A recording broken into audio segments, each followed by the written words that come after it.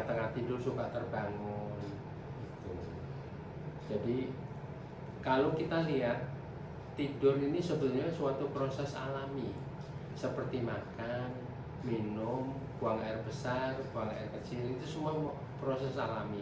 Kalau kita mau makan, mau minum, mau buang air kecil, buang air besar kan tidak perlu apa-apa, nggak ada kesulitan.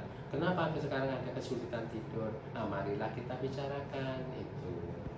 Bisa juga karena perubahan suasana, bisa juga oleh karena kita mengalami tekanan atau stres, khususnya di masa pandemi ini, di mana kita dulu bebas kemana-mana, sekarang kita dibatasi, harus ada protokol kesehatan, pakai masker, padahal kita biasanya nggak pakai masker. Kemudian kalau pegang muka, pegang apa, kita mesti cuci tangan dulu, cuci tangan pun dengan aturan yang khusus gitu. Kemudian juga kita kalau ngomong sama teman, orang tua anak, atau sama saudara, kita juga mesti menjaga jarak. Jadi semuanya ada aturan. Ini suatu beban buat kita. Beban ini kalau pada orang tertentu bisa dia terima, tapi pada orang lain mungkin dia merasa tidak bisa menerima. Inilah yang membuat irama atau pola tidurnya jadi terganggu. Ya, kalau itu yang dipersoalkan, jadi kita telusuri dulu beban apa atau stres apa yang paling sering dialami.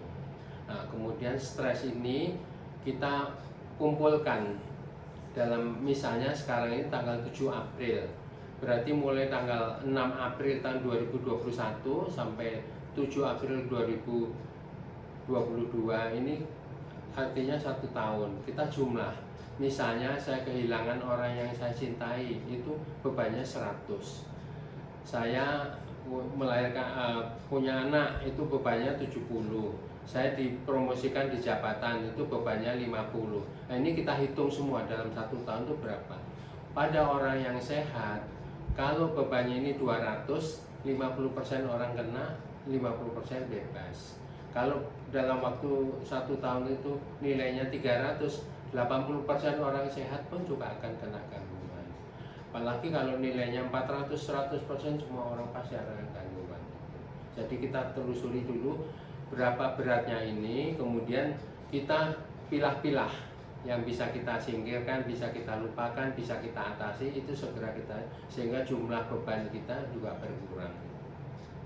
Apabila dengan cara ini masih belum bisa menolong, alangkah baiknya kita konsultasi supaya gangguan tidurnya ini tidak berlarut-larut. Kalau berlarut-larut, untuk pemulihannya perlu waktu lama dan biasanya ada kesulitan. Kalau misalnya terjadinya sudah berlarut-larut gitu dok, Ya, udah parah lah ibaratnya. Ya. Biasanya treatment yang dilakukan dokter tuh apa sih dok? Ya, nomor 1 kita tanya mengenai kesehatan fisiknya. Apa ada tekanan darah tinggi, gula darah tinggi, kolesterol, asam urat. Kemudian fisiknya juga apakah ada rematik, apa ada gangguan fungsi gondok, ya, ada gangguan fungsi jantung, fungsi ginjal. Jadi laboratorium, kalau juga mungkin foto ronsen, itu juga kita periksa semua. Kalau semuanya nggak ada, berarti murni gangguan kejiwaan. Nah, kalau gangguan kejiwaan kita kembalikan lagi. Kalau cemas yang mendominir, ya kita kasih obat anti cemas. Kalau depresi, biasanya juga ada depresi, ada yang murni depresi, ada yang campuran depresi dan cemas. Jadi dua-duanya kita obati. Obat antidepresi pada dosis kecil itu juga berfungsi sebagai obat anti cemas. Jadi ini menolong. Jadi sekaligus cemas dan depresinya bisa diatasi. Kalau dengan obat ini masih belum bisa, baru kita beri bantuan obat yang bisa membuat dia lebih mudah, lebih gampang untuk jatuh tidur. Biasanya golongan benzodiazepin.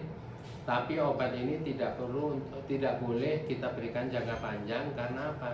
Kalau kita berikan jangka panjang, nanti orang ini akan terbiasa dengan minum obat benzodiazepin, sehingga dia nanti susah atau sulit melepaskan diri dari obat ini.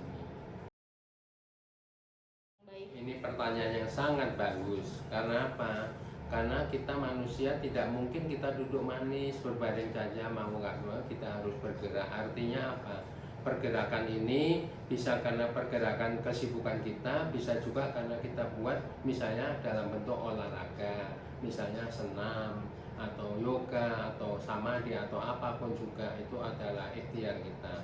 Sehingga kalau orang ini memang dengan melakukan semuanya itu dengan catatan 2 jam sebelum jam tidur dia tidak boleh terlalu lelah, tekanan darahnya nggak boleh masih tinggi, denyut nadinya, suhu badannya, irama jantungnya juga tidak boleh terlalu tinggi. Kenapa? Kalau semuanya tinggi akan mengalami kesulitan untuk tidur lagi. Tapi kalau semuanya udah turun-turun pelan, tekanan darah turun, suhu tubuh turun, denyut jantung turun, aliran darah juga turun, maka orang ini akan cepat tidur. Jadi kembali ke pola tidur, dan usahakan agar pola tidurnya ini, maksud saya jam tidurnya selalu dibiasakan. Supaya apa? Dengan kebiasaan jam tidur ini tubuh akan menyesuaikan diri, sehingga pada jam segitu dengan sendirinya tubuh akan memberi tanda waktunya untuk tidur, sehingga tidak perlu minum obat lagi.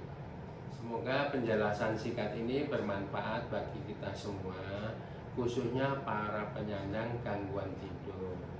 Seandainya ada masalah kejiwaan, bukan hanya masalah tidur saja, tidak usah ragu-ragu datang ke Rumah Sakit Satya Negara untuk mencari psikiater yang ada praktek di situ. Silakan, saya tunggu berita selanjutnya. Terima kasih.